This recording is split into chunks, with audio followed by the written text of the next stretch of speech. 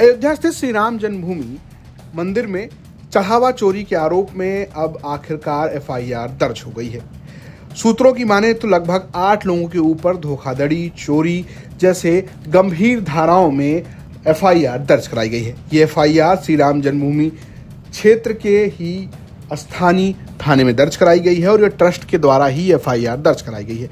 इसमें जो कुछ प्रमुख नाम सामने आ रहे हैं उसमें सबसे पहला नाम जो है वो चंपत राय के ड्राइवर टिन्नू का है। कुल 8 लोगों में से 5 नाम जो सामने आए हैं उनमें एक नाम टिन्नू यादव का है। इसके अलावा अगर आप देखेंगे तो अविनाश शुक्ला, अनकल्प मिश्रा, मनीष यादव, रमाशंकर मिश्रा और रमाशंकर यादव उर्फ टिन्नू, इनके नाम अभी तक एफआईआर में सामने आए हैं। इसके अलावा 3 अन्य लोगों के ऊपर भी एफआईआर दर्ज की गई है। एफआईआर में बीएनएस की धारा 316, 317(4), 317(5), 61 और 305 के तहत ये पूरा मामला दर्ज किया गया है। हालांकि 3 बड़े नाम भी एफआईआर में है, ऐसा अभी तक जानकारी में सामने आ रहा है, लेकिन ये बड़े नाम क्या हैं ये अभी तक सामने नहीं आया है।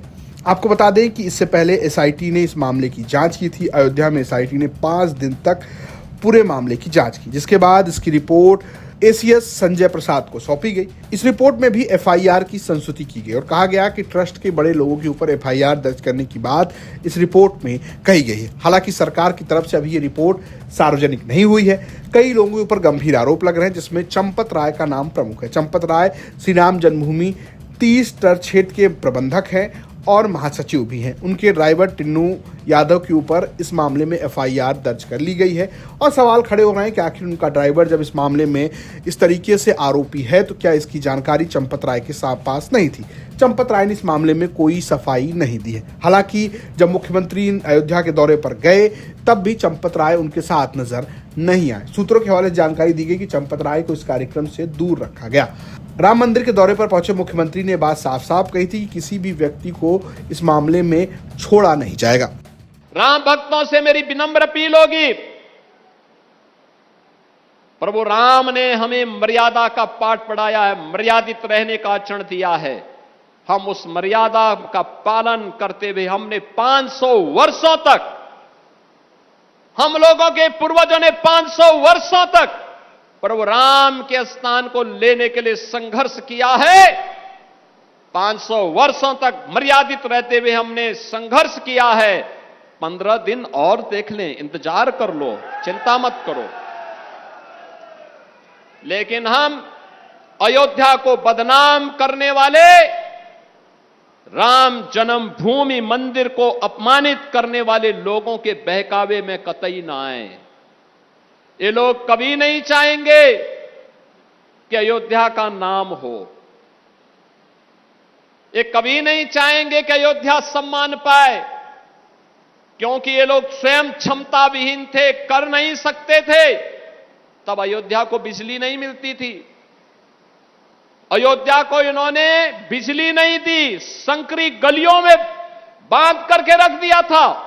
आज दुष्प्रचार करके हमारी सप्तपुरियों में से पहली पुरी अयोध्या धाम को ये लोग अपमानित करते हैं, दुष्प्रचार करते हैं, अपमानित करते हैं। हम इनके बहकावे में कतई ना आए। इनका आचरण आपके सामने है। इन लोगों ने राम भक्तों पर गोलियां चलाई हैं, जय श्री राम बोलने पर लाठी भांजते थे, भगवान राम के अस्तित्व पर प्रश्न खड़ा करते थे और हर प्रकार की बाधाएं खड़ी करके न्यायालय में अपने अधिवक्ता खड़े करके रोड़े अटकाने का काम करते थे। ये लोग उपदेश देना बंद करें। एसआईटी गठित हुई है, दूध का दूध और पानी का पानी होगा। मेरी सभी संबंधित से यही अपील होगी, एसआईटी की रिपोर्ट आने तक कोई बयानबाजी कतई न करें, क्योंकि बीच बीच में जब बयानबाजी होती है तो वह जांच को प्रभावित करती है। जांच चलने दें। जांच के बाद किसी पक्ष को कोई बात कहनी होगी, एसआईटी उसके लिए तैयार होगी। लेकिन अनावश्यक रूप से चरित्र हनन का प्रयास न करें, अनावश्यक रूप से अयोध्या धाम को बदनाम करने का कुत्सित प्रयास न करें। अगर कोई अपराधी है और कोई भी होगा बचेगा नहीं, यह सुनिश्चित है।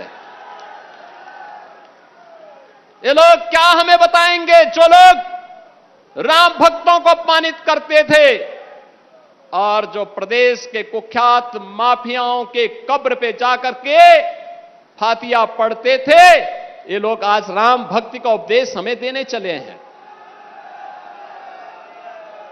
हम इन लोगों के बहकावे में ना आए, मेरी आप सबसे ये अपील है। मुख्यमंत्री ने नहीं छोड़ने की बात कही थी और अब एफआईआर दर्ज हो गई है। हालांकि सवाल यह है कि एफआईआर इतनी लेट से क्यों दर्ज हुई और एफआईआर में किन बड़े लोगों का नाम शामिल है, इसको लेकर अभी भी संशय बरकरार है। लखनऊ से संतोष शर्मा के साथ आशीष श्रीवास्तव की रिपोर्ट, यूपी तक।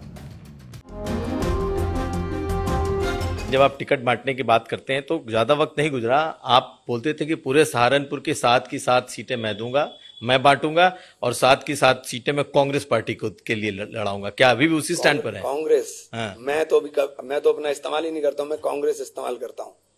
कांग्रेस जो कांग्रेस की वो होगा, ये कांग्रेस का मजबूत जिला है और सब कांग्रेस की सीट यहां लड़ेंगी। 2017 में 5 नहीं लड़े थे क्या हम? 2017 में तो अखिलेश जी मुख्यमंत्री थे, तब भी तो मैं 5 ही लिए थे, तब तो मैं एमपी भी नहीं था। तो इसमें आश्चर्यचकित करने वाली तो कोई ऐसी बात नहीं है जो मैंने बोल दी है। इसमें कोई आश्चर्यचकित करने वाली बात नहीं है। अखिलेश जी मुख्यमंत्री थे, मैं कुछ भी नहीं था। 5 लिए थे हमने, 5 लड़े थे, तो अब के लड़ दूंगा तो कौन सी बड़ी बात होगी? तो 5 लड़ेंगे या 7 लड़ेंगे? नहीं, 5 ही लड़ेंगे। 5 ही बोला था मैंने, 5 ही लड़ेंगे। अब लड़ेंगे इंशाल्लाह। मतलब सहारनपुर की 5 सीटें कांग्रेस पार्टी ही लड़ेगी। हाँ, तो क्यों पहले भी लड़े थे भाई। 2017 में जब थे तब भी लड़े थे, अब भी लड़ लेंगे। उसमें कोई आश्चर्यचकित करने वाली बात थोड़ी है। तो आशु मलिक को इस बार आप जिताने की कोशिश करेंगे? किसको? आशु मलिक को। देखिए, मेरा से आशु मलिक, आप पता नहीं आशु मलिक को क्यों मेरे साथ जोड़ते हैं। कोई मेरा वहां मेरा कैंडिडेट है, 47,000 वोट से जीता हूं मैं वहां से, और इनकी मुखालफत के बाद जीता हूं, कोई इनकी माफकत के बाद नहीं जीता हूं। मैंने कहा मैं मुनाफिक नहीं हूं। अगर मैं मुखालफत करूंगा तो ओपन करूंगा, ओपन कह रहा हूं कि नहीं लड़ाऊंगा, मेरा कैंडिडेट लड़ेगा। मैं कोई ऐसा नहीं हूं कि आप मेरे साथ रहेंगे और मेरी पीछे से काटेंगे, नहीं। इमरान मसूद है मेरा नाम। मैं किसी की मुखालफत पीछे नहीं करता हूं। मुझे जो करना है फ्रंट पे करूंगा, पीछे कुछ भी नहीं करूंगा। तो इस बार आप क्या करेंगे? मेरा कैंडिडेट लड़ेंगे, 5 लड़ेंगे ना, कहता हूं मैंने, 5 लड़ेंगे मेरे। और कोई आश्चर्यचकित करने वाली बात नहीं। पिछली बार भी लड़े थे 2017 में भी, अब के भी लड़ेंगे। इसमें कोई ऐसा वो नहीं है।